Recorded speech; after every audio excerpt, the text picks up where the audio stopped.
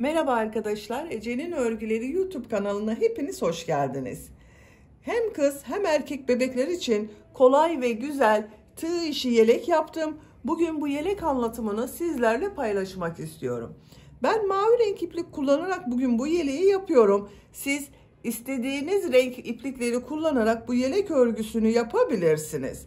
Yeleğin örgüsü çok kolay ve güzel arkadaşlar. Bakın, herkesin yapabileceği bir model. Yelek örgüsüne gövde genişliğine göre zincir yaparak başlıyoruz. 3 parça örüyoruz. Arka bölümü ayrı örüyoruz. Ön bölümleri ayrı ayrı örerek bakın bu yanlardan birleştirme yapıyorum.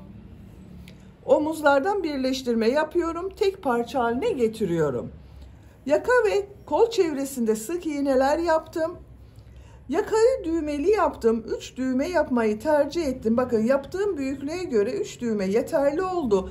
Siz bu yelek örgüsünü daha büyük yapıyorsanız 4-5 düğme yapabilirsiniz. Buraya düğme ilikleri yaptım. Tam karşısına düğmeler diktim. Arka görüntüsü bakın bu şekilde arkadaşlar. Çok güzel ve kolay bir model. Yelek örgüsünde iplik olarak ben bugün bu ipliği kullandım. Kullandığım iplik üzerinde 100 gram iplikte 240 metre var. Bu iplikten 1,5 adet iplik yeterli oluyor arkadaşlar. Siz de 1 yaş için yapıyorsanız 2 adet ipliğe ihtiyacınız var. İplik kalınlığı bakın bu şekilde arkadaşlar. Orta kalınlıkta bir iplik. Benim elimin sıklığına göre bu ipliği kullandım. Yumuşak bir örgü elde ettim arkadaşlar. Sizin eliniz sıkıysa bu iplik ile çok sert örgü olabilir. Bu iplikten daha ince iplikleri tercih ederseniz daha güzel olur. Tığ olarak 5 numara 3 milimetre tığ kullandım. Dediğim gibi elimin sıklığına göre yumuşak oldu arkadaşlar.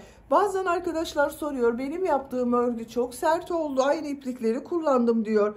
Eliniz sıkıysa örgünüz sert olur.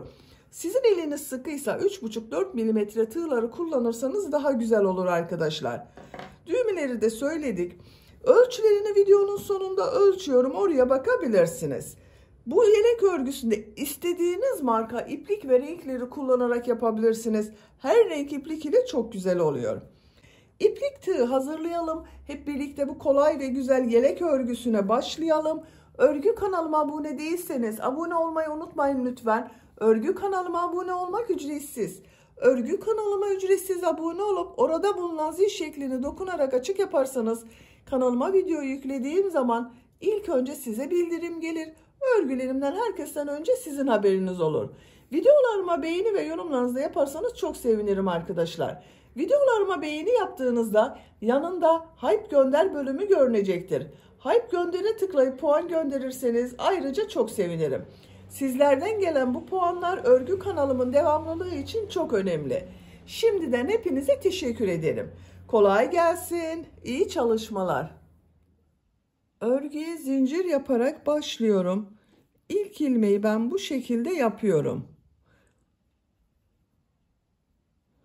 Zincirleri yapmaya başlıyorum. Çok sıkı zincirler yapmıyorum. Bir sonraki sırada bu zincirler üzerine trabzan yapacağız. 53 zincir yapalım. 53 zincir yaptım. Çok sıkı zincirler yapmadım. Bu 53 zincirin kaç santimetre olduğunu ölçüyorum.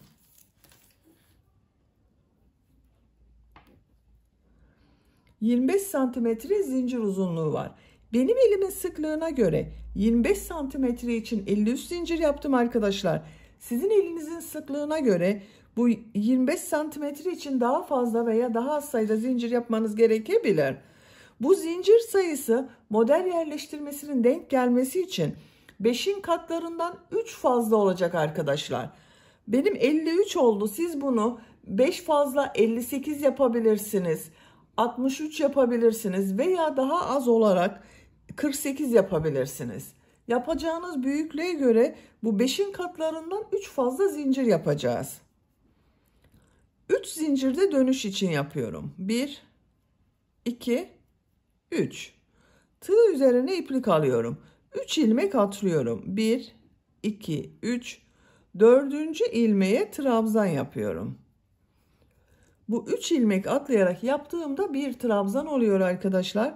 Zincirler üzerine trabzan yapıyorum. Her ilmek üzerine bir trabzan yapıyorum.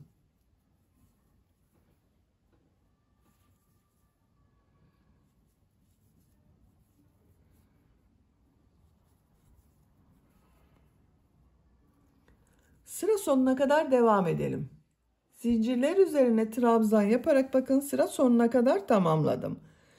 Bu bir sıra üzerinde sıra başında 3 ilmek atlayarak yaptığım trabzan ile birlikte 53 trabzan var. Şimdi model yerleştirmeye başlıyorum. Bir zincir yapıyorum, örgüyü çeviriyorum. İkinci sıradayım.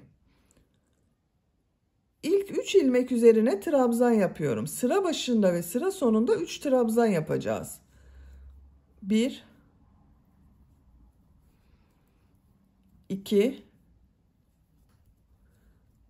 3. Model çok kolay arkadaşlar. Bakın tığ üzerine iplik alıyorum. Bir ilmek atlıyorum. İkinci ilmeğin üzerine değil, şu trabzanı boşluktan alıyorum. Trabzan yapıyorum. Biraz uzun yapıyorum bakın. Çok sıkı yapmayın bu trabzanı. Tekrar tığ üzerine iplik alıyorum. Bu atladığım trabzana dönüyorum. Aynı şekilde boşluktan alıyorum. Trabzan yapıyorum. Bakın yine uzun yapıyorum. İlk modeli yaptık. Model ortasına bakın şu şekilde 3 trabzan yapıyorum. Model arasında 3 trabzan yapacağız.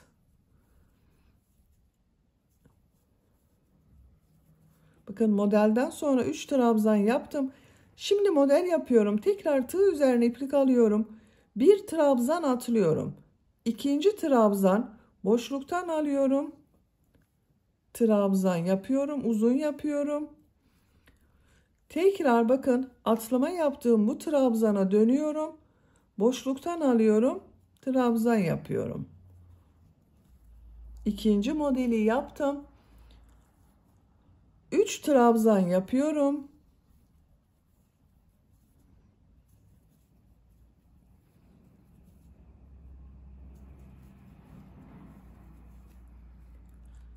Bu bir trabzan atlıyorum. İkinci trabzan boşluktan alıyorum. Trabzan yapıyorum. Atladığım bu trabzana dönüyorum. Boşluktan alıyorum. Trabzan yapıyorum. 3 trabzan yapıyorum.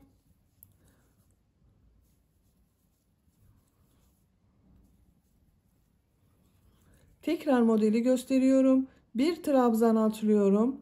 Şu trabzanı boşluktan alıyorum. Trabzan yapıyorum. Atladığım trabzana dönüyorum. Boşluktan alıyorum. Trabzan yapıyorum. 3 trabzan yapıyorum.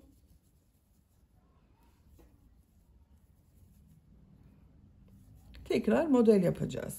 Bakın modellerin yapılışı çok kolay. Model arasında bakın 2 model arasına 3 trabzan yapıyoruz. Sıra sonuna kadar devam edelim. Sıra sonuna kadar modelleri yaptım. Sıra sonunda da 3 trabzan yapacağız arkadaşlar. Bakın sıra başında 3 trabzan yaptım. 2 ilmek üzerine trabzan yaptım. 3. trabzanı ilk sırada bu 3 ilmek atlayarak yaptığım bir trabzan var. Bunun 3. zincir üzerine bakın tığ takıyorum, trabzan yapıyorum. Sıra sonunda da 3 trabzan oldu. Bu ikinci sırada model yerleştirmeyi yaptım. Kaç model olduğunu sayıyorum. 1, 2, 3, 4, 5, 6, 7, 8, 9, 10 model oldu. Sıra başında ve sıra sonunda da 3 trabzan oldu. Üçüncü sıradayım. Bir zincir yapıyorum. Örgüyü çeviriyorum. İlk 3 ilmek üzerine trabzan yapıyorum.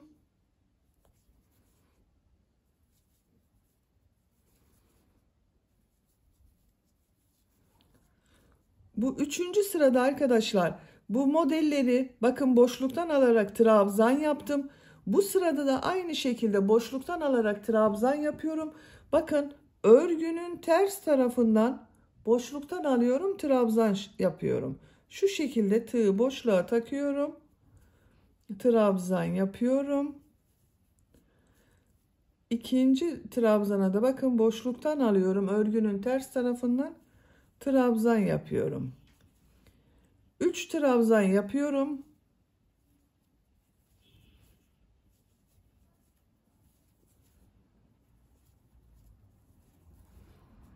Model için bakın 2 trabzanı örgünün ters tarafından boşluktan alıyorum, trabzan yapıyorum.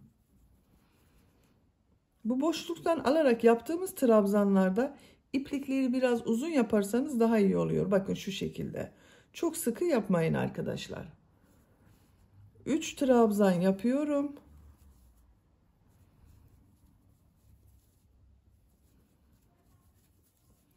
Bu 2 trabzanı bakın model üzerinde 2 trabzanı örgünün ters tarafından boşluktan alıyorum, trabzan yapıyorum. 3 trabzan yapıyorum.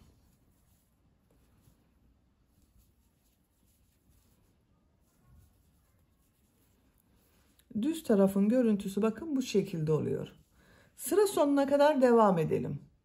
Sıra sonuna kadar modelleri tamamladım. Modelden sonra bakın 3 trabzan yaptım. Bir zincir yapıyorum. Örgüyü çeviriyorum. 4. sıradayız. İlk 3 ilmek üzerine trabzan yapıyorum.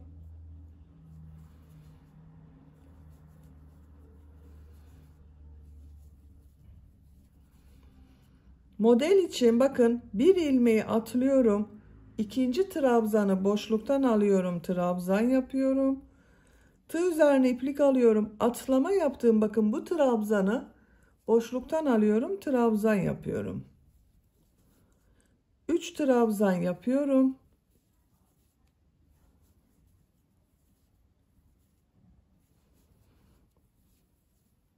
Bu bir trabzanı atlıyorum. İkinci trabzanı şu şekilde boşluktan alıyorum. Trabzan yapıyorum. Atlama yaptığım bu trabzana dönüyorum. Boşluktan alıyorum. Trabzan yapıyorum. 3 trabzan yapıyorum.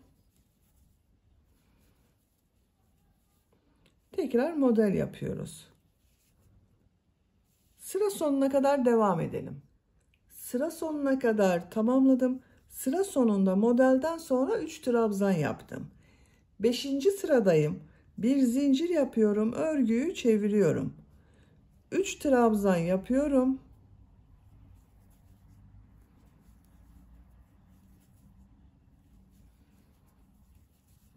Model için örgünün ters tarafından 2 trabzanı boşluktan alıyorum. Trabzan yapıyorum. 3 trabzan yapıyorum.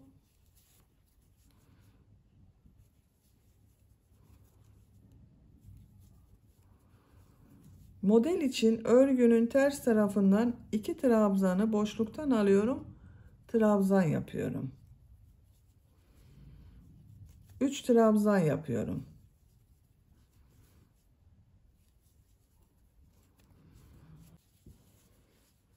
Bakın bu şekilde oluyor. Modeller bu iki sıranın tekrarıyla devam edecek arkadaşlar. Tercihinize ve yapacak olduğunuz çocuğun büyüklüğüne göre bu model sırasını tekrarlayarak kol altına kadar devam edelim. Kol ayrımına kadar modelleri yaptım. 1, 2, 3, 4, 5, 6, 7, 8, 9, 10, 11, 12, 13, 14, 15, 16, 17, 18 sıra yaptım. Santimetre olarak ölçüyorum.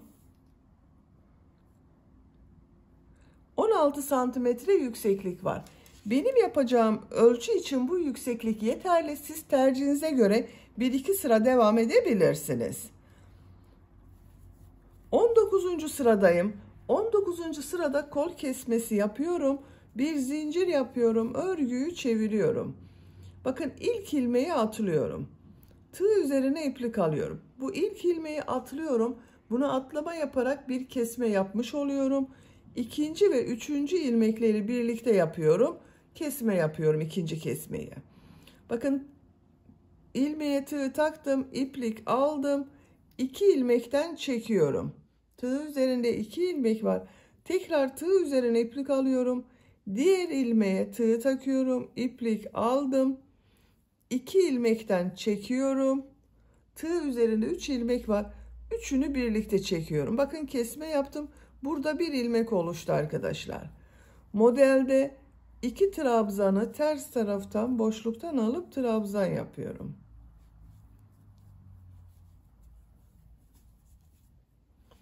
Üç trabzan yapıyorum.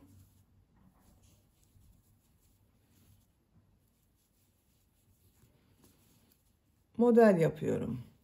Örgünün ters tarafından boşluktan alıp trabzan yapıyorum. Bakın burada bir ilmeği atladım, bir kesme yaptım. 2 ilmeği birlikte yaparak ikinci kesmeyi yaptım. Burada bir ilmek kaldı arkadaşlar. Modelden önce bir ilmek kaldı. Sıra sonunda yine kesme yapacağız.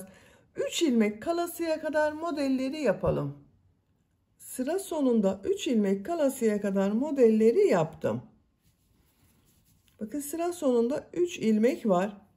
Burada yine kesme yapıyorum. Tığ üzerine iplik alıyorum. Bu 2 ilmeği birlikte yapıyorum. Bir kesme yapıyorum. Son ilmeği yapmıyorum arkadaşlar. Bakın bunda da bir kesme yapmış oluyorum. Bir zincir yapıyorum. Örgüyü çeviriyorum. Bu kesme yaptığım ilmek üzerine bir trabzan yapıyorum. Bakın kol tarafında bir trabzan yaptım. Model yapmak için bakın bir ilmeği atlıyorum. Boşluktan alıp trabzan yapıyorum. Atlama yaptığım ilmeğe dönerek trabzan yapıyorum. 3 trabzan yapıyorum.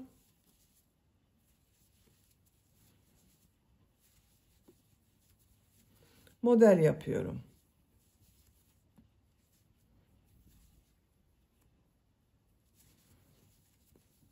Kol tarafında başka kesme yapmayacağız arkadaşlar. Bakın iki ilmeği birlikte yaparak kesme yaptım. Bir ilmeği de atladım. Bu bir trabzan ile kol bölümünün örgüsü bu şekilde bu kenar devam edecek. Sıra sonuna kadar devam edelim. Sıra sonuna kadar tamamladım. Bakın son modeli yaptım. Sıra başında modelden önce bir trabzan yaptım. Sıra sonunda da aynı yapıyorum. Bir alt sırada kesme yaptım. Bakın bu ilmek üzerine bir trabzan yapıyorum. Bir zincir yapıyorum. Örgüyü çeviriyorum. Trabzan üzerine trabzan yapıyorum. Modelde bakın 2 trabzanı ters taraftan boşluktan alıp trabzan yapıyorum. 3 trabzan yapıyorum.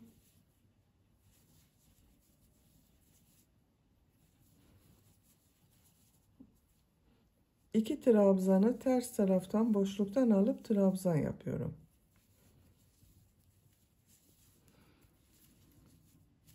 Sıra sonuna kadar devam edelim. Sıra sonuna kadar tamamladım. Son ilmek üzerine trabzan yaptım. Bir zincir yapıyorum. Örgüyü çeviriyorum.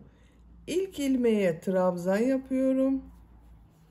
Bakın modelden önce bir trabzan yaptım. Model yapmak için bir ilmek atlıyorum. Boşluktan alıp trabzan yapıyorum. Geriye dönüyorum. Boşluktan alıp trabzan yapıyorum. 3 trabzan yapıyorum.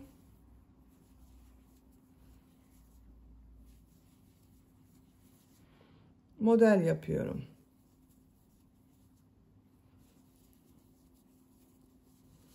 Bakın sıra başında da bir trabzan yapıyorum. Modelden sonra sıra sonunda da bir trabzan yapıyorum. Bu şekilde devam edecek arkadaşlar. Bu kol bölümün örgüsünü model sırasını tekrarlayarak devam edelim. Arka bölüm örgüsünü tamamladım. Kol kesme yaptığım buradan itibaren kaç sıra yaptığımı sayıyorum. 1, 2, 3, 4, 5, 6, 7, 8, 9, 10, 11, 12, 13, 14, 15, 16 sıra yaptım. İpliği kestim arkadaşlar. Benim yapacağım yükseklik için bu 16 sıra yeterli. Siz bu gövde bölümünü uzun yaptıysanız bunu 17-18 sıra yapabilirsiniz.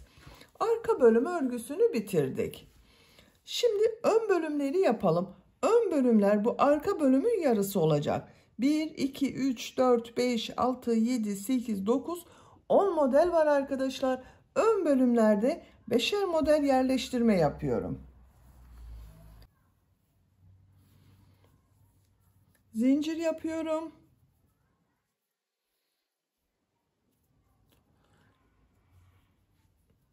Bakın yine çok sıkı zincirler yapmıyorum. 26 zincir yapalım. 26 zincir yaptım. Bakın çok sıkı zincir yapmadım. Ben 5 model yerleştiriyorum. Modelden önce ve sonra 2 trabzan yapıyorum arkadaşlar. Siz biraz büyük olsun istiyorsanız modelden önce ve sonra 3 trabzan yapabilirsiniz. Onun için 28 zincir de yapabilirsiniz. 3 zincir dönüş için yapıyorum. 1, 2, 3, 29 zincir oldu. Tığ üzerine iplik alıyorum. 3 ilmek atlıyorum. 1, 2, 3, 4. ilmeğe trabzan yapıyorum. 26 trabzan yapacağız arkadaşlar. Bu 3 ilmek atladığımda bir trabzan. Her zincir üzerine bir trabzan yapıyorum.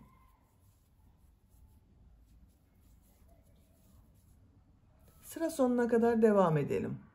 Sıra sonuna kadar tamamladım. Bu bir sıra üzerinde 26 trabzan var. İkinci sırada model yerleştirmeye başlıyorum. Bir zincir yapıyorum, örgüyü çeviriyorum. 2 ilmek üzerine trabzan yapıyorum. Bakın 2 trabzan yapıyorum. Model yapmak için bir ilmeği atlıyorum. İkinci trabzan boşluktan alıp trabzan yapıyorum. Uzun yapıyorum. Geriye dönüyorum. Atladığım bu trabzanı boşluktan alıyorum. Trabzan yapıyorum. İlk modeli yaptık. Arada yine 3 trabzan yapıyorum.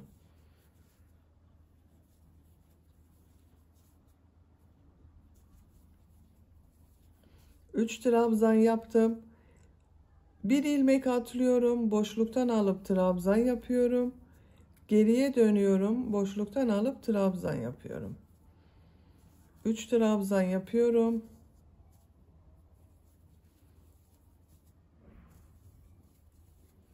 Model yapıyorum yine.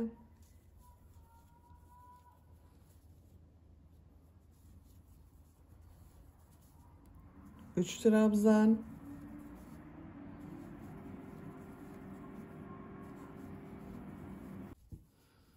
Model yapıyorum.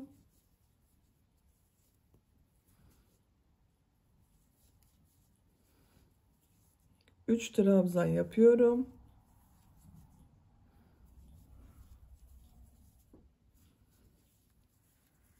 Model yapıyorum.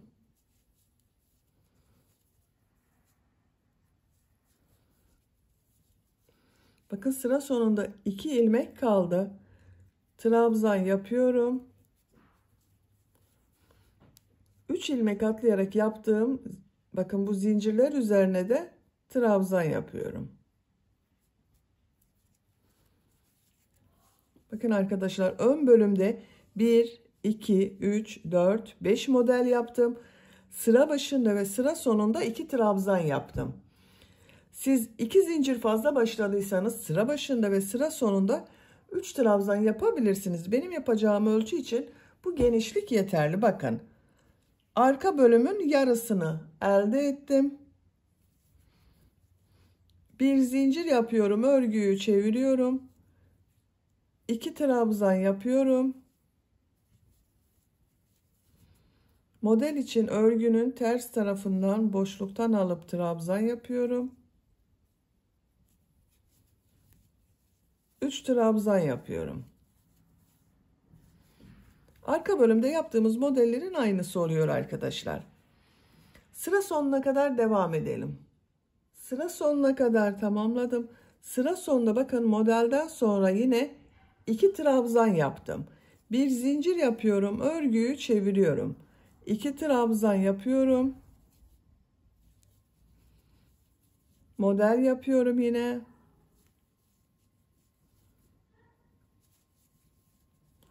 3 trabzan yapıyorum.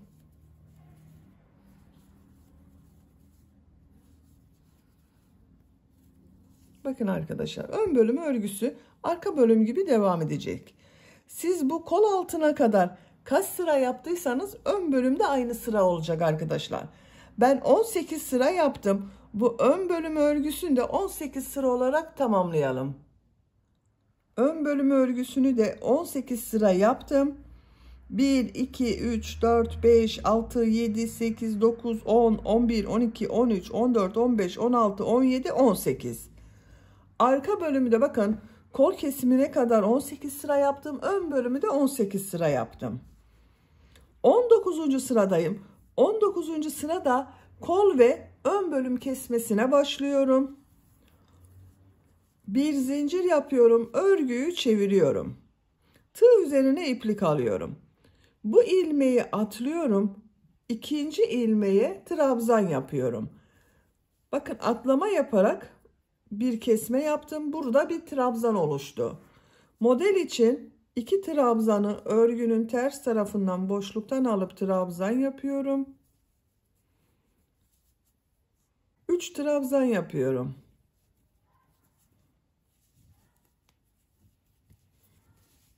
Sıra sonunda yine kesme yapacağız arkadaşlar. 2 ilmek kalasıya kadar devam edelim. Sıra sonuna kadar tamamladım. Sıra sonunda 2 ilmek var. Bu 2 ilmeği birlikte yapıyorum. 2 ilmekten çektim, bekletiyorum. Son ilmeğe tığ takıyorum. 2 ilmekten çektim. Tığ üzerinde 3 ilmek var. Üçünü birlikte çekiyorum. Bir zincir yapıyorum. Örgüyü çeviriyorum. Kol tarafını bakın, burası kol tarafı olacak arkadaşlar. Burada bir kesme yaptım. Modelden sonra bir trabzan ile bu kol tarafı devam edecek. Kol tarafında başka kesme yapmıyorum. Arka bölümde de bakın aynı şekilde modelden sonra bir trabzan devam etti. Ön bölümde de devam ediyor. Buradan ön kesmeler yapacağız. Ön kesmeleri her sırada yapıyorum. Bakın bir zincir yaptım. Örgüyü çeviriyorum. İlk ilmek üzerine trabzan yapıyorum.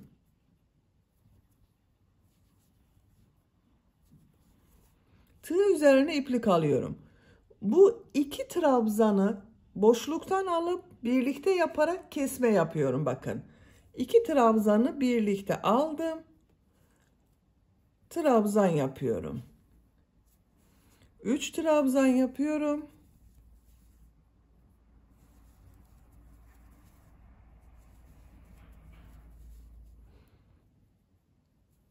Bir trabzan boşluktan alıp trabzan yapıyorum. Geriye dönüyorum. Bir trabzan boşluktan alıp trabzan yapıyorum. 3 trabzan yapıyorum. Sıra sonuna kadar devam edelim. Sıra sonuna kadar tamamladım. Bakın model yaptım. Modelden sonra bir trabzan yapıyorum. Kol tarafında başka kesme yapmıyordum. Bir zincir yapıyorum. Örgüyü çeviriyorum. Trabzan yapıyorum. Model için örgünün ters tarafından boşluktan alıp trabzan yapıyorum. 3 trabzan yapıyorum. Model aynı şekilde devam ediyor. Bakın kol tarafında başka kesme yapmıyorum. Bu ön bölümde kesme yapacağız. 3 ilmek kalasıya kadar devam edelim. Sıra sonuna kadar tamamladım. Sıra sonunda 1, 2, 3 ilmek var. Bu 2 ilmeği birlikte yaparak bir kesme yapıyorum.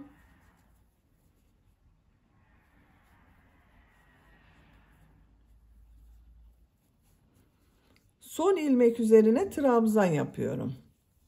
Bakın burada 2 ilmeği birlikte yaparak kesme yaptım. Bir zincir yapıyorum. Örgüyü çeviriyorum. İlk ilmeğe trabzan yapıyorum. Kesmeleri bakın arkadaşlar. Bu sıra sonunda ve sıra başındaki trabzandan önce ve sonra yapıyorum. Daha düzgün görünmesi için. Bu 2 ilmeği birlikte yaparak kesme yapıyorum. Her sırada kesme yapıyorum ön bölümde.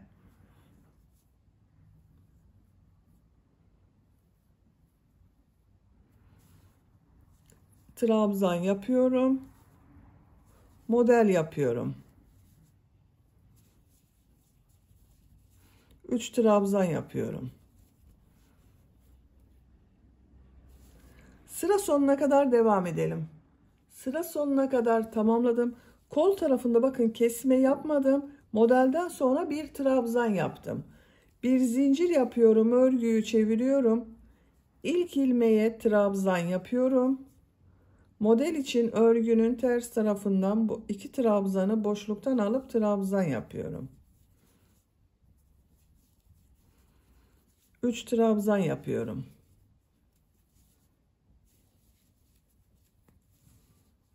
Yaka tarafında kesme yapacağız. 3 ilmek kalasıya kadar devam edelim.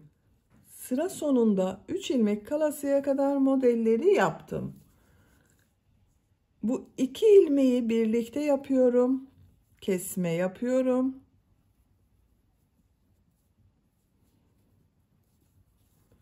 Son ilmek üzerine trabzan yapıyorum. Bir zincir yapıyorum. Örgüyü çeviriyorum. İlk ilmek üzerine trabzan yapıyorum.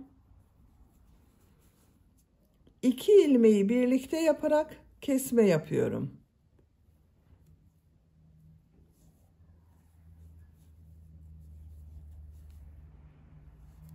Tığ üzerine iplik alıyorum. Bakın modelin bir trabzanlı kesme yaptım. Burada bir trabzan kaldı. Boşluktan alıyorum. Trabzan yapıyorum. 3 trabzan yapıyorum. Modeli devam ediyoruz. Sıra sonuna kadar devam edelim. Sıra sonuna kadar tamamladım. Bir zincir yapıyorum. Örgüyü çeviriyorum. İlk ilmeğe trabzan yapıyorum.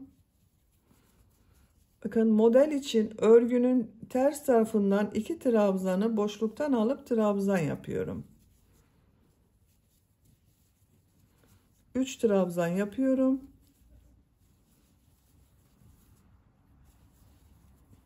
Burada model yapıyoruz. Sıra sonunda 3 ilmek kalasıya kadar devam edelim.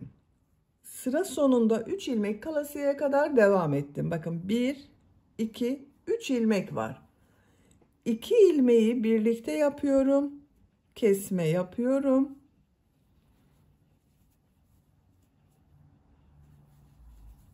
Son ilmek üzerine trabzan yapıyorum.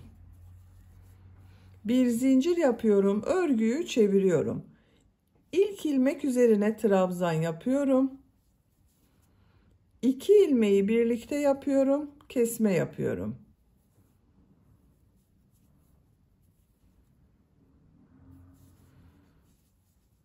İki trabzan yapıyorum.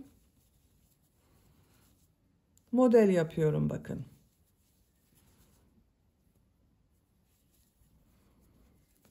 Bakın arkadaşlar. Ön yakanın görüntüsü bu şekilde oluyor. Her sırada bu ön bölümde sıra sonunda ve sıra başında kesme yapıyoruz. Bir ilmek kesme yapıyoruz. Bu ön yakanın kesmeleri bu şekilde devam edecek. Her sırada birer ilmek kesmesi yaparak devam edelim. Omuz için ben 12 trabzan bırakıyorum. Bu ön bölümden kesmelere 12 trabzan kalasıya kadar devam edelim. Ön bölüm örgüsünü bakın 12 trabzan kalasıya kadar kesmeler yaparak tamamladım arkadaşlar. En son sırada bakın 2, 4, 6, 8, 10, 12 trabzan oldu. Burada da kesme yaptım. Burada bitirdim arkadaşlar. Bakın ön yakanın görüntüsü bu şekilde. Bu kesme başladığım yerden itibaren kol tarafını sayıyorum. 2, 4, 6, 8, 10, 12, 13 sıra. Arka bölümde bu kol bölümünü 16 sıra yaptım. Bu ön bölümde de kol bölümünün 16 sıra olması gerekiyor. Bu 12 trabzan ile 3 sıra devam ediyorum. Bir zincir yapıyorum. Örgüyü çeviriyorum. Bakın artık ön taraftan da kesme yapmıyorum. İlk ilmeğe trabzan yapıyorum. Diğer ilmeklere trabzan yapıyorum bakın. Kesme yapmadım. Model yapıyorum.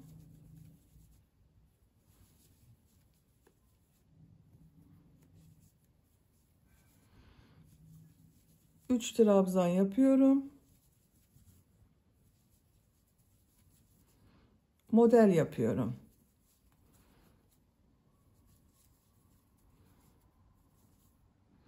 Son ilmeğe trabzan yapıyorum. Bir zincir yapıyorum. Örgüyü çeviriyorum. Modellere devam ediyorum.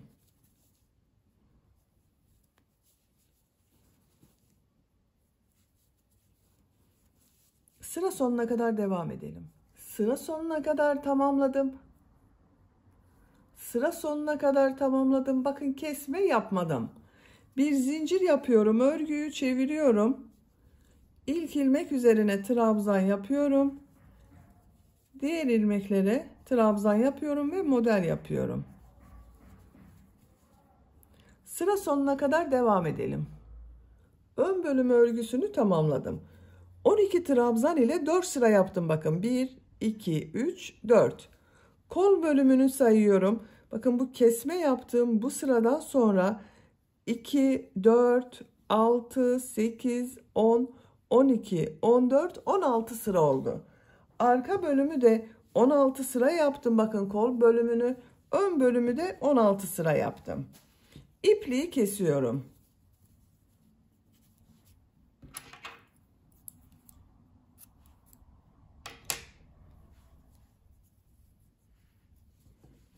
Bakın ön bölümün birini bitirdik. Şimdi diğer ön bölümü yapacağız. Bu ön bölümü kaç zincir başladıysanız diğer ön bölümü de aynı sayıda başlıyoruz. Ben bunu 26 artı 3 zincir 29 zincir başladım. Diğer ön bölümü de 29 zincir başlıyorum. İlk ilmeği yapıyorum. 29 zincir yapıyorum. 29 zincir yaptım. Tığ üzerine iplik alıyorum. 3 ilmek atlıyorum. Trabzan yapıyorum. Trabzanları yapmaya devam ediyorum. Sıra sonuna kadar devam edelim. Sıra sonuna kadar trabzan yaparak tamamladım. Bu bir sıra üzerinde 26 trabzan var. Bu ön bölümde 26 trabzan yaptım. Bu ön bölümde de 26 trabzan oldu. Bir zincir yapıyorum. Örgüyü çeviriyorum. 2 ilmek üzerine trabzan yapıyorum. Model için bakın bir ilmeği atlıyorum. Boşluktan alıp trabzan yapıyorum. Atlama yaptığım bu ilmeğe dönerek trabzan yapıyorum. 3 trabzan yapıyorum. Bu ön bölümde de 5 model yerleştireceğiz. Tekrar model yapıyorum.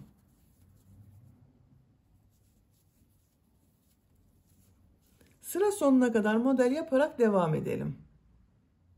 Sıra sonuna kadar tamamladım. Sıra sonunda modelden sonra bakın 2 trabzan yaptım.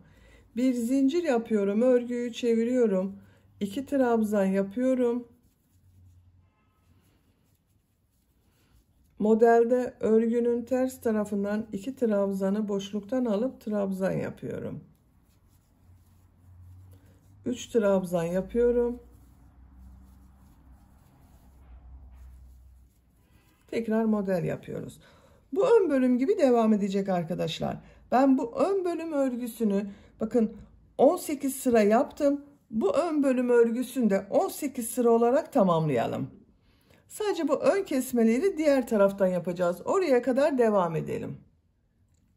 Diğer ön bölüm örgüsünde kol kesimi yapacağım yere kadar 18 sıra yaptım. 2, 4, 6, 8, 10, 12, 14, 16, 18.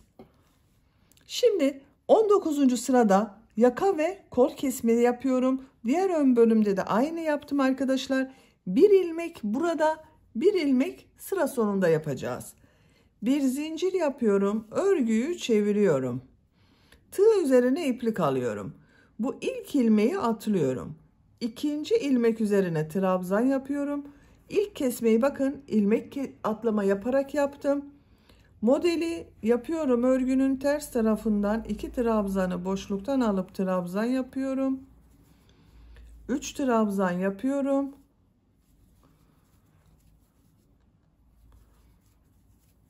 Model yapıyorum. Sıra sonuna kadar devam edelim. 2 ilmek kalacak arkadaşlar. Sıra sonunda 2 ilmek kalasıya kadar modeli yaptım. 2 ilmeği birlikte yapıyorum. Bir kesme yapıyorum. Bakın bu sırada arkadaşlar sıra başında bir ilmek atlayarak bir kesme yaptım. Sıra sonunda 2 ilmeği birlikte yaparak kesme yaptım. Bakın yerleştiriyorum. Bu şekilde yapıyorum. Ön bölüm burası oluyor. Ön yaka burası olacak. Bu en son yaptığım, bakın bu ilmeğin olduğu yer kol tarafı olacak. Artık kol tarafında kesme yapmıyorum. Bu yaka tarafında kesme yapacağız. Bir zincir yapıyorum. Örgüyü çeviriyorum. İlk ilmek üzerine trabzan yapıyorum. Bakın kol tarafında artık kesme yapmıyoruz. İlk ilmeğe trabzan yaptım. Modeli yapıyorum. 3 trabzan yapıyorum.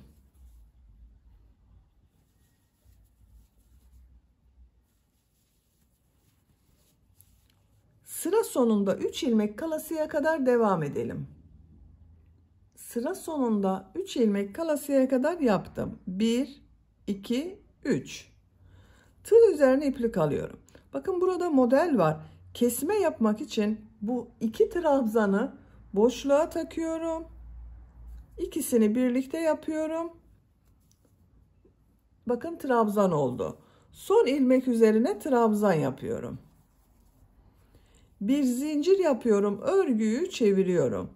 İlk ilmek üzerine trabzan yapıyorum. 2 ilmeği birlikte yaparak kesme yapıyorum.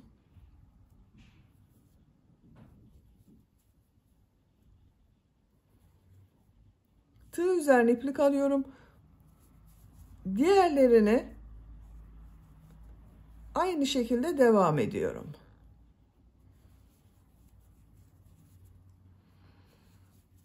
Örgünün ters tarafından 2 trabzanı boşluktan alıp trabzan yapıyorum.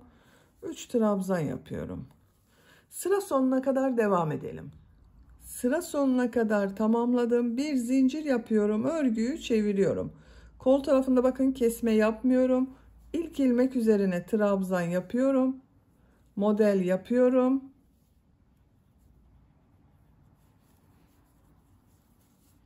Üç trabzan yapıyorum.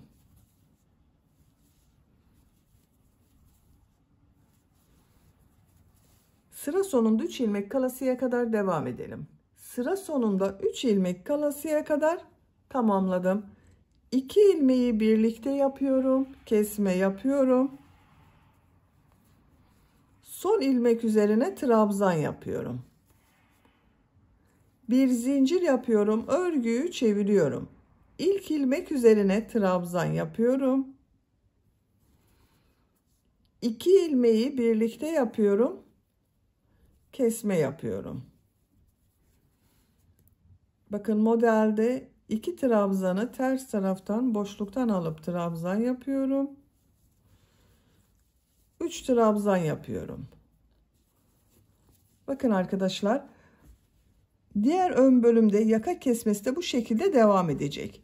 Bu ön bölümde 12 trabzan kalasıya kadar yakada kesmeler yaptım. Bunda da aynı yapıyoruz. 12 ilmek kalasıya kadar kesme yapalım. Son 3 sırayı da 12 trabzan ile tamamlayalım. 16 sıra yaptım. Bakın bu kol kesme yaptığım buradan sonra 16 sıra yaptım. Bu ön bölümü de bu ön bölüm gibi tamamlayalım gelelim. Diğer ön bölümde bakın ön yakadan kesmeler yaparak 12 ilmek kalasıya kadar yaptım. 12 ilmek kaldıktan sonra yine bakın 1, 2, 3, 4 sıra 12 ilmek ile devam ettim arkadaşlar. Bu kol kesme yaptığım yerden sonra sayıyorum. 2, 4, 6, 8, 10, 12, 14, 16 sıra oldu.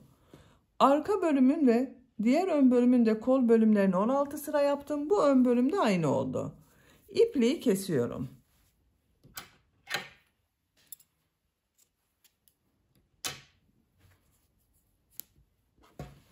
Bakın arkadaşlar, şu şekilde yeleğin bölümlerini bitirdik. Şimdi bunları birleştireceğiz. İlk önce bu omuz bölümünü birleştirelim. Şu şekilde çeviriyorum. Bakın arka bölümde iplik bekletiyorum. Siz ipliği kestiyseniz buradan iplik bağlayabilirsiniz. Şu ilmeğe tığ takıyorum. Karşıdan bakın o kol tarafından olan ilmeğe tığ taktım. İplik aldım. Bir zincir yaptım. Bakın burayı sağlamlaştırdım. İkinci ilmeğe tığ takıyorum. Karşıdan ikinci ilmeğe tığ taktım. İplik alıyorum. İçinden çekiyorum. İlmek kaydırma yapıyorum. İlmeğe tığ taktım. Diğer ilmeğe tığ taktım. İlmek kaydırma yapıyoruz. İlmek atlamamaya dikkat edelim.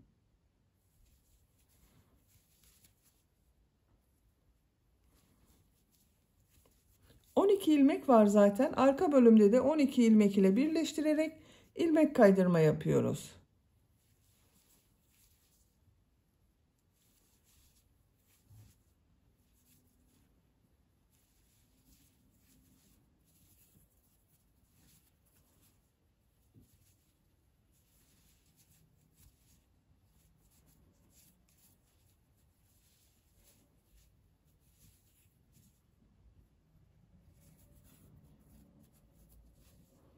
Bakın son ilmeği ilmek kaydırma yapıyorum.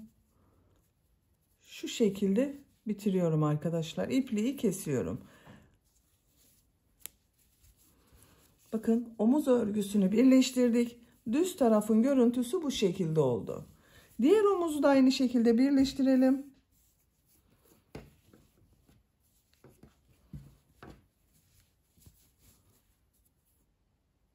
Bakın buraya iplik bağlıyorum. Şu şekilde bağlayayım. Siz de görün arkadaşlar.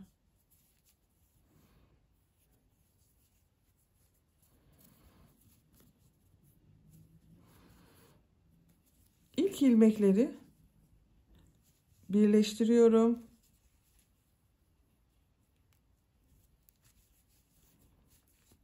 Zincir yapıp sağlamlaştırıyorum. İkinci ilmeği karşılıklı birleştiriyorum.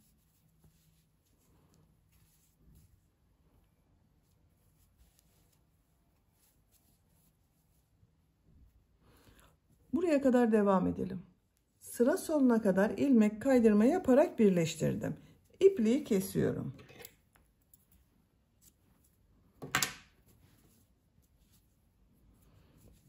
Bakın arkadaşlar, omuz bölümlerini birleştirdik. Şimdi yan bölümlerini birleştirelim. Bakın bu yan bölümleri aynı burayı yaptığımız gibi birleştiriyoruz.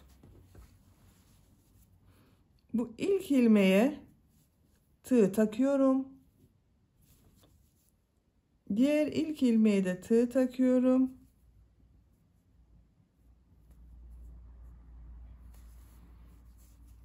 İlmek yapabilirsiniz veya ipliği bağlayabilirsiniz. Ben ilmek yapıyorum, bakın. Böyle de gösteriyorum size. Zincir yaptım, sağlamlaştırdım. Sık iğne şeklinde birleştiriyorum. Şu şekilde bakın. Sık iğne yapıyorum.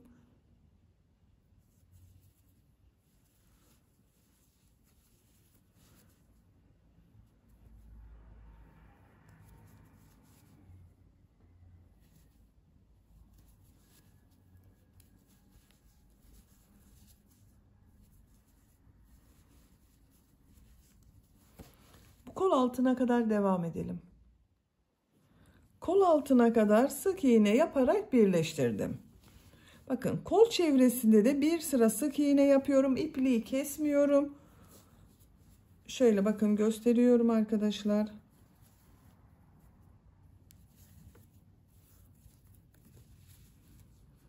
İlmeklere sık iğne yapıyorum.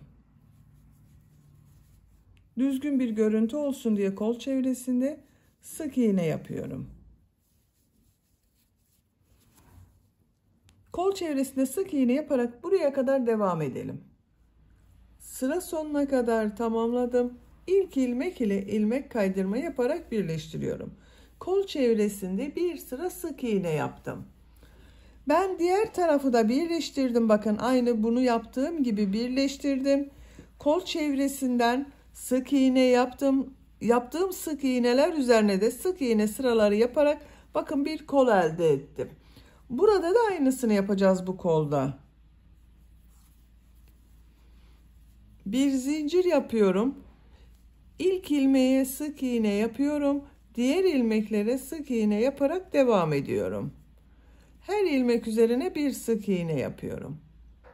Sıra sonuna kadar devam edelim. Sıra sonuna kadar tamamladım. İlk ilmek ile ilmek kaydırma yaparak sırayı birleştiriyorum. Bir zincir yapıyorum. Aynı ilmeğe sık iğne yapıyorum. Diğer ilmeklere sık iğne yaparak devam ediyorum. Üçüncü sıra sık iğne sırasındayım arkadaşlar. Bakın bu kol örgüsünü 4 sıra sık iğne yaptım. 1, 2, 3, 4. Bu kol örgüsünde 4 sıra sık iğne yapacağız. Sıra sonuna kadar devam edelim. İlmek kaydırma yapalım, birleştirelim. Bir sıra daha sık iğne yapalım. 4 sıra olarak tamamlayalım. Kol çevresinde 4 sıra sık iğne yaptım. İlmek kaydırma yaparak sırayı birleştirdim. İpliği kesiyorum.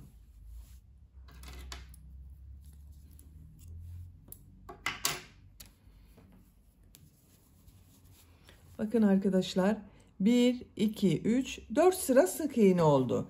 Ben diğer kolda da 4 sıra yaptım. Bu kolda da 4 sıra yaptım. Siz diğer kolu da bu kol örgüsü gibi başlayıp tamamlayabilirsiniz. Kol örgüsünü bitirdik. Şimdi yaka çevresini yapalım. Bir sıra sık iğne yapıyorum. Yaka çevresinde sık iğne çalışması yapıyorum. Yakanın buraya da düğme ilikleri yapacağız arkadaşlar. Buradan ipliği bağlıyorum. İlmek yapıyorum. Bu ilmeğe sık iğne yapıyorum. Diğer ilmeklere sık iğne yapıyorum. Her ilmek içine bir sık iğne yapıyorum.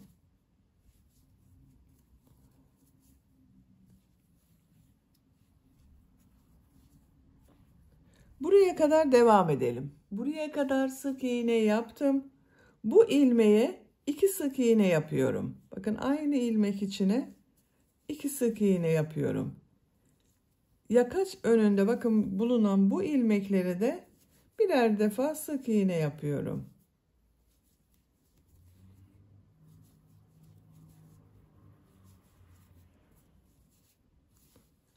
Bu yakada kesme yaptığım sıraya kadar sık iğne yaparak devam edelim. Yakada kesmeye başladığım sıraya kadar bakın sık iğne yaptım.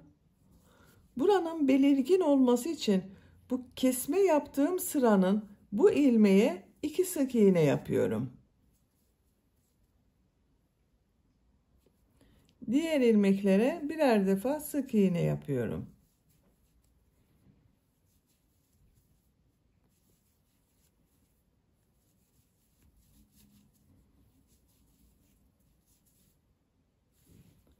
Buraya kadar devam edelim. Buraya kadar yaka çevresinde sık iğne yaptım. Bakın arkadaşlar burada yaka kesmesi yaptığım sıraya 2 sık iğne yaptım. Buraya da 2 sık iğne yapıyorum.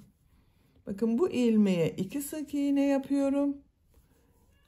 Diğer ilmeklere birer defa sık iğne yapıyorum.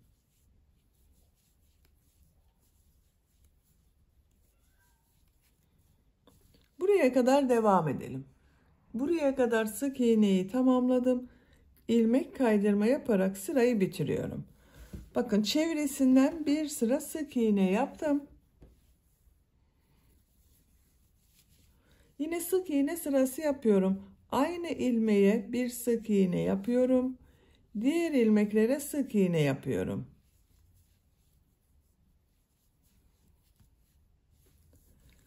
Buraya kadar devam edelim. Buraya kadar sık iğneleri tamamladım. Arkadaşlar yaka bölümünün buraya ben 3 düğme iliği için işaret yaptım. Bakın siz isterseniz tercihinize göre düğme iliklerini diğer tarafa yapabilirsiniz. Nereye işaret yaptığıma bakıyorum. Bakın ilk düğme iliğini bu yaka kesme yaptığım sıraya yerleştirdim. Buradaki düğme iliğinde 1, 2, 3, 4 sıra sonra bakın ikisinin ortasında bulunan ilmeğe işaret yaptım. Bir diğerinde bakın ikisinin ortasına şu şekilde katladım. 3 düğme iliğinin yerini belirledim. Yine sık iğnelere devam ediyorum. Buranın düzgün görünmesi için bakın bu son yaptığım ilmeğe bir sık iğne daha yapıyorum. Diğer ilmeklere sık iğne yapıyorum. Bu işaret yaptığım yere kadar sık iğne yapıyorum.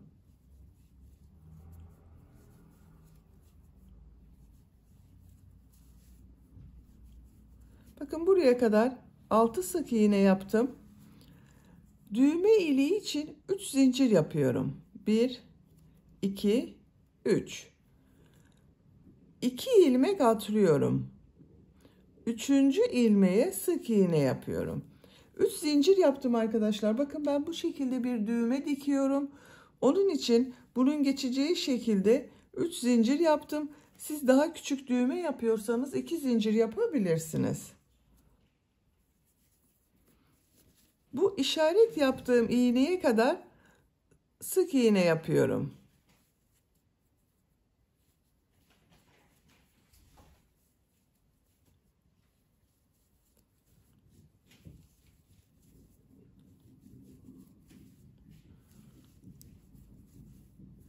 Bakın işaret yaptığım yere kadar sık iğne yaptım.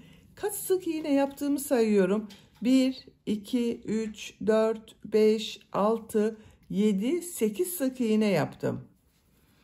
Düğme iliği için 3 zincir yapıyorum. 2 ilmek atlıyorum. Sık iğne yapıyorum. Bu iki düğme iliği arasına 8 sık iğne yaptım. Buraya da 8 sık iğne yapıyorum. Bakın 1, 2, 3, 4, 5, 6, 7, 8. Şu işareti çıkarayım, daha kolay yaparım. Düğme iliği için 3 zincir yapıyorum.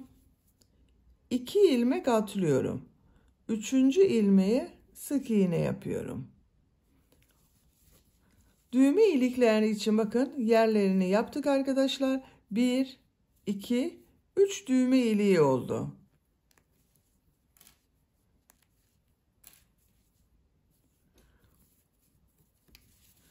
Burada yaka bölümünün daha belirgin olması için aynı ilmeğe bir sık iğne daha yapıyorum. Diğer ilmeklere sık iğne yaparak devam ediyorum.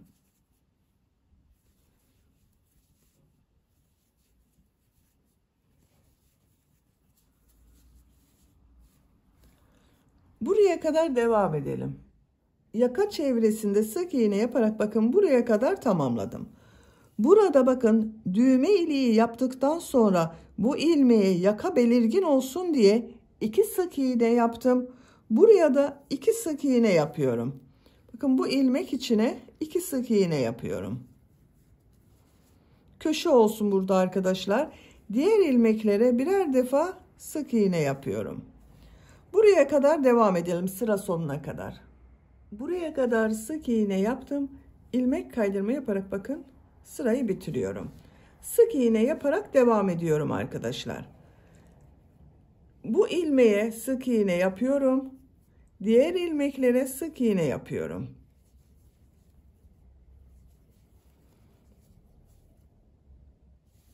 Sık iğne yaparak bu düğme iliğine kadar devam edelim. Düğme iliği yaptığım yere kadar bakın sık iğneler yaptım.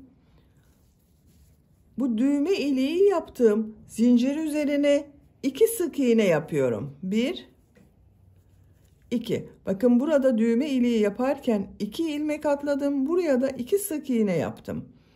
Diğer ilmeklere birer defa sık iğne yapıyorum.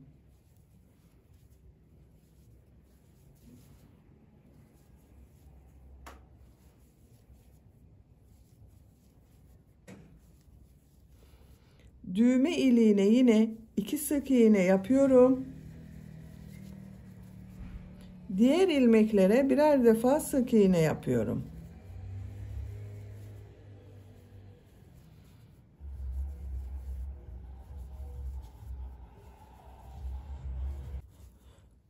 Düğme iliği yaptığım zincir üzerine 2 sık iğne yapıyorum.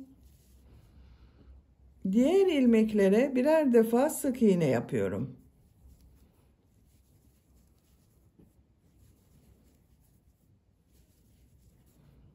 Çok sıkı yapmazsanız iyi olur arkadaşlar. Bakın görüntüsü böyle oldu. Düğme ilikleri daha belirgin oldu. Sık iğne yaparak buraya kadar devam edelim. Sık iğne yaparak buraya kadar tamamladım. Bakın düğme iliği yaptığım sıradan sonra bir sıra sık iğne yaptım. Buraya kadar tamamladım. Çevresinden bir sıra daha sık iğne yapıyorum. Siz isterseniz burada bitirebilirsiniz. Bakın aynı ilmeğe sık iğne yapıyorum. Diğer ilmeklere sık iğne yaparak devam ediyorum. Bakın köşe görüntüsü bu şekilde oldu. Sık iğne yaparak bakın yakanın çevresinden devam edelim. Buraya kadar tamamlayalım. Buraya kadar sık iğneleri tamamladım.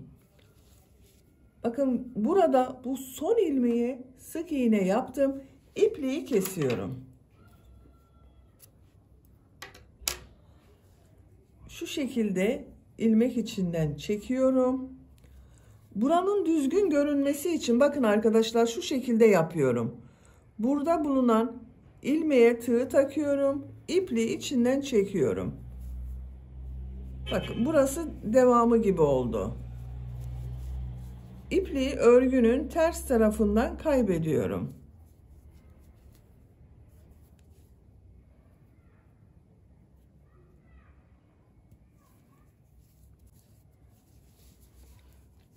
Bakın ilmek kaydırma yaparak yaptığım yerin görüntüsü bu şekilde oldu. Devamı gibi oldu. Böylece yelek örgüsünde bitirmiş oldum. Düğmelerini de diktim. Bakın 3 düğme iliği yaptım. Bunların tam karşısına gelen yere birer tane düğme diktim. Şu şekilde takıyorum.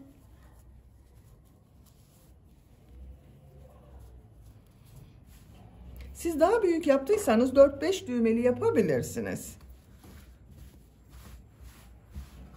Bakın arkadaşlar. Arka görüntüsü bu şekilde. Bitmiş olarak size ölçülerini söylüyorum. Kol altının burada gövde genişliğini ölçüyorum. 26 santimetre. Tam yüksekliğini ölçüyorum. 29 santimetre. Kol altından yüksekliği ölçüyorum. 18 santimetre yükseklik var. Ben bugün 6 aylık bebek için yaptım. Bu ölçüde oldu arkadaşlar. Beni dinlediğiniz ve izlediğiniz için hepinize çok teşekkür ederim. Örgü kanalıma abone değilseniz abone olmayı unutmayın lütfen. Örgü kanalıma abone olmak ücretsiz. Örgü kanalıma ücretsiz abone olup orada bulunan zil şeklini dokunarak açık yaparsanız kanalıma video yüklediğim zaman ilk önce size bildirim gelir. Örgülerimden herkesten önce sizin haberiniz olur. İzlediğiniz videolarıma beğeni ve yorumlarınızı yaparsanız çok sevinirim arkadaşlar. Sizlerle yeni örgülerde görüşmek dileğiyle. Hoşça kalın, sevgiyle kalın.